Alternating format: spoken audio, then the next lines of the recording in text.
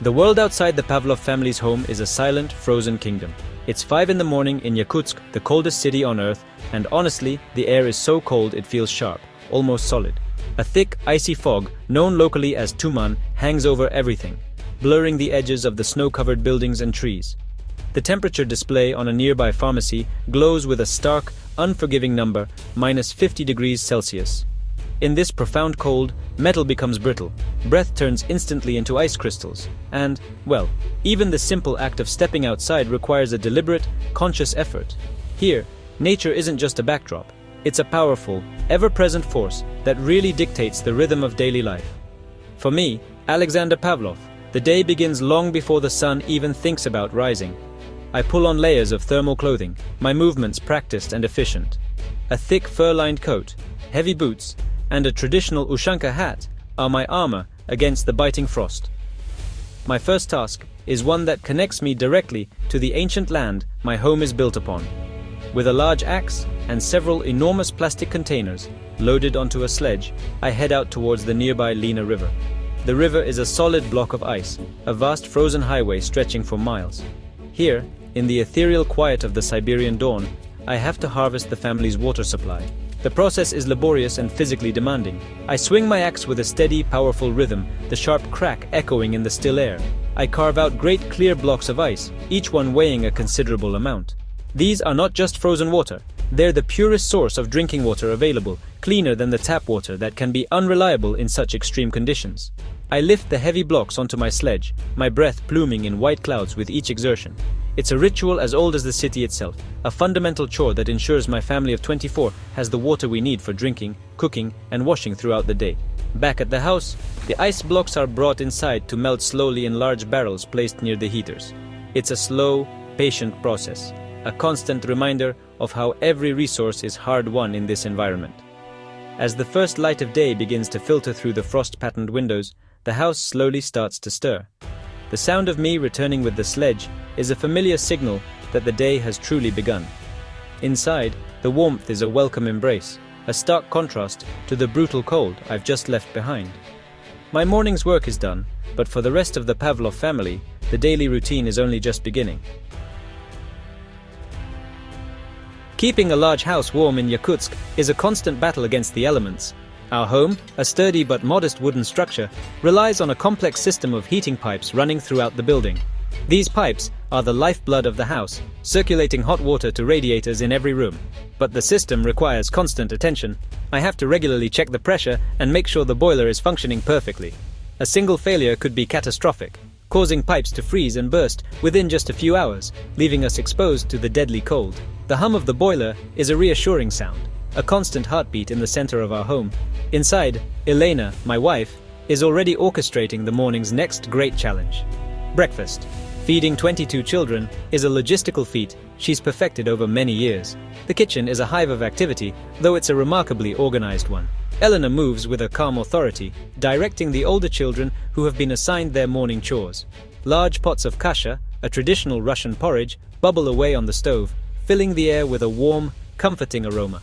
Trays of bread, butter, and jam are laid out on the long dining tables, ready for the wave of hungry children about to descend. With only 2 bathrooms for 24 people, getting ready in the morning requires, honestly, military precision. There's a strict schedule posted on the wall, allocating timed slots for each child. The older children go first, quickly washing and dressing to make way for the younger ones. There's no time for lingering. Every minute is accounted for. Elena and the older siblings help the little ones, making sure they wash their faces and brush their teeth properly. It's a system built on cooperation and mutual respect. Everyone knows the rules, and everyone understands that their individual actions contribute to the smooth running of the household.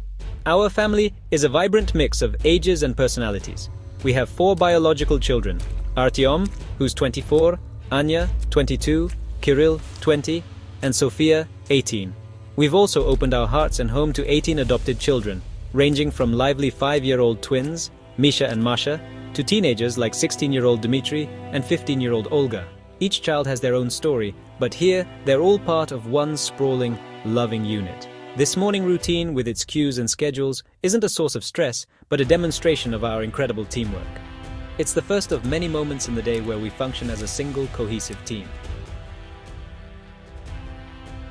Once breakfast is over, the next major operation begins, getting everyone dressed to go outside.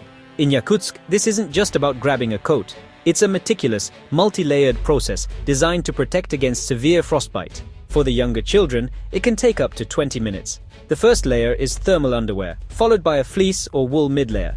The final outer layer consists of thick, insulated snowsuits, often made from modern, lightweight materials that still provide incredible warmth. No part of the body is left exposed. Faces are protected with balaclavas and scarves, hands are covered with 2 pairs of gloves, and feet are snug in traditional felt boots called valenki. The older children are experts at this ritual and move with practiced speed. They're also responsible for helping their younger siblings. 16-year-old Dmitry might be patiently helping 6-year-old Lena with her stubborn boot zippers, while 18-year-old Sofia carefully wraps a scarf around little Misha's face, leaving only a small slit for his eyes. It's a scene of organized chaos, a flurry of coats, hats, and boots. Elena and I oversee the process, performing final checks to make sure every hat is pulled down tight and every glove is secure. We know that a single mistake, a small patch of exposed skin, could lead to a painful and dangerous injury. Despite the extreme cold, life in Yakutsk continues. Schools and nurseries remain open unless the temperature drops below -55°C for the youngest children. So, wrapped up like little astronauts, our children prepare to head out. The walk to school and nursery is short, but in this weather, it's a significant journey. The air is so cold that it's difficult to breathe deeply, and their eyelashes quickly gather a delicate layer of frost. The snow underfoot squeaks with a distinctive crunch, a sound unique to incredibly low temperatures. The world appears muted and soft, covered in a thick blanket of white. The older siblings take their responsibility seriously. They hold the hands of the younger ones, guiding them carefully along the icy pavements. They walk in a long, colorful line, a testament to our family's resilience and spirit. They chat and laugh, their voices slightly muffled by their scarves. For them, this is normal. They've never known a different kind of winter. The extreme cold isn't an enemy to be feared, but a condition to be respected and adapted to. Their morning march to school is a daily victory, a small but powerful symbol of their ability to thrive in one of the world's most challenging environments. Getting around Yakutsk in winter presents its own unique set of challenges. While the Pavlovs live close enough to the school for most of the children to walk, the city's public transport system is a lifeline for many.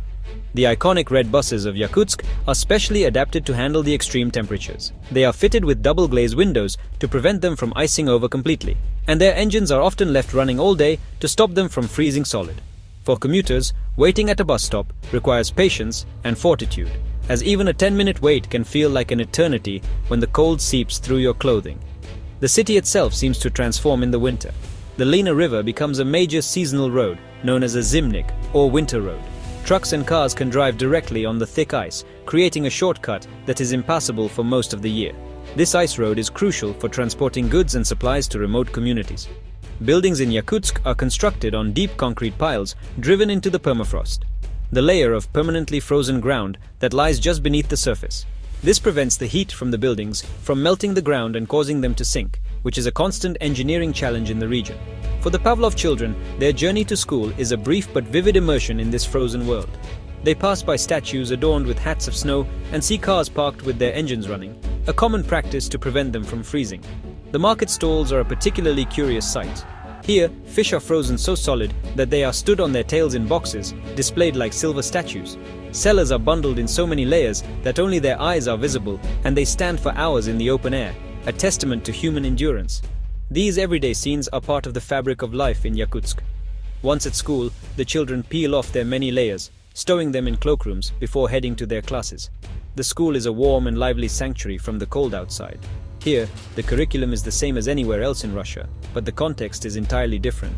Lessons in geography and science have a special resonance when the principles of freezing, insulation, and adaptation are visible just outside the classroom window. For the Pavlov children, education is not just about books. It is about understanding the unique world they inhabit and learning the skills they will need to flourish within it. When school is over for the day, the children return home, their cheeks rosy from the cold. While the freezing temperatures might seem to limit outdoor activities, the children of Yakutsk have found plenty of ways to have fun. The Pavlov's garden is often filled with the sounds of laughter as the younger children build snow forts or have spirited snowball fights. They know how to play safely, taking frequent breaks to warm up inside and never staying out for too long. Sledging is another popular pastime, with any small hill or slope providing an opportunity for a thrilling ride. Winter sports are a huge part of the culture in the Sakha Republic. Many of the older Pavlov children are involved in activities like cross-country skiing and ice hockey. These sports are not just for fun. They are a way of embracing the winter and staying physically active during the long, dark months. The family often goes to the local park on weekends where they can skate on the outdoor ice rink. Wrapped up warmly, they glide across the ice together, a sprawling, joyful group. These shared experiences are vital for strengthening their bonds and creating happy memories. Of course, much of their free time is spent indoors. The Pavlovs' living room is the center of their family life. Here, they play board games, read books, and work on puzzles together. The older children help the younger ones with their homework, sitting around the large tables in a collaborative study session. Music is also a big part of their lives. Several of the children play instruments, and impromptu concerts are a regular occurrence. The house is rarely quiet, filled instead with a constant, happy hum of activity. It is a warm, creative, and supportive environment. Celebrations are especially important to the Pavlov family. Birthdays are major events, with the whole family coming together to sing, share a special cake, and make the birthday child feel loved. They also celebrate traditional holidays with great enthusiasm, decorating the house and preparing festive meals. These moments of shared joy are crucial. They punctuate the long winter, providing bright spots of warmth and togetherness. For the Pavlovs, family life is not about surviving the cold. It is about creating a home so full of love and laughter that the temperature outside simply does not matter. The story of the Pavlov family is, at its heart, a story of immense love and compassion. Elena and Alexander always dreamed of having a big family, but after having their 4 biological children, they felt they had more love to give. They learned about the many children in local orphanages who needed a stable and caring home, and they made the extraordinary decision to adopt. They did not set out to have 18 adopted children. It happened gradually. They would welcome one child, and then hear of a sibling who also needed a home, and they could not bear the thought of separating them. Their motivation is simple. They believe every child deserves to grow up in a loving family. When you see a child's eyes, you can't just walk away, Elena often says. They have faced challenges, of course. Integrating children from difficult backgrounds requires patience, understanding, and a great deal of emotional support. But Elena and Alexander have created an environment where every child feels safe, valued, and loved. They make sure to spend one-on-one time with each child, listening to their worries and celebrating their achievements. Their home is not an institution. It is a family in the truest sense of the word. Managing the household requires a collective effort. Chores are divided among all the children old enough to help. The older ones take on more responsibility, helping with cooking, cleaning, and looking after their younger siblings. This is not seen as a burden, but as a vital contribution to the family's well-being. Everyone has a role to play, and this shared responsibility fosters a strong sense of teamwork and mutual respect. They learn from a young age that they are all part of a team and that the family functions best when everyone works together. This collaborative spirit extends beyond chores. The children support each other in all aspects of life. They help each other with homework, cheer each other on at sports events, and comfort each other when they are sad. The older siblings act as mentors and role models for the younger ones, passing on the values of kindness, responsibility, and resilience that they have learned from their parents. Elena and Alexander have not just built a large family, they have cultivated a community, a close-knit support system, where every member is encouraged to thrive and be the best version of themselves. Living in the world's coldest city has taught the Pavlov family invaluable lessons about resilience. The daily challenges of life in Yakutsk, from gathering ice for water to simply getting dressed in the morning, have forged a deep-seated strength in each of them. They have learned not to be defeated by adversity, but to face it with practicality, ingenuity, and a positive attitude. The extreme environment has not hardened their hearts. On the contrary, it has made them more appreciative of the simple comforts of life: a warm house, a hot meal, and the company of loved ones. The sheer scale of their family has also taught them the profound importance of teamwork. In a household of 24, cooperation is not just a nice idea, it is essential for survival.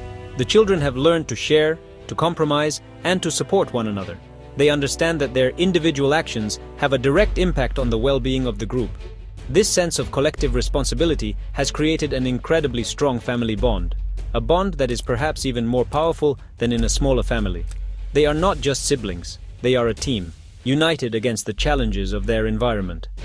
Ultimately, the Pavlov story is a powerful testament to the idea that happiness is not determined by external circumstances.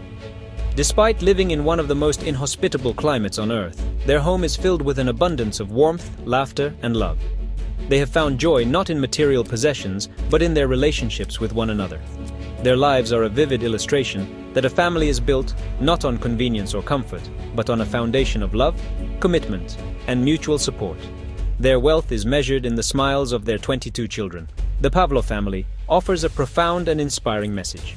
They show us that it is possible to create a warm and nurturing world, even in the coldest of places. They remind us that the human spirit is incredibly resilient and that the greatest source of strength comes from the connections we forge with others.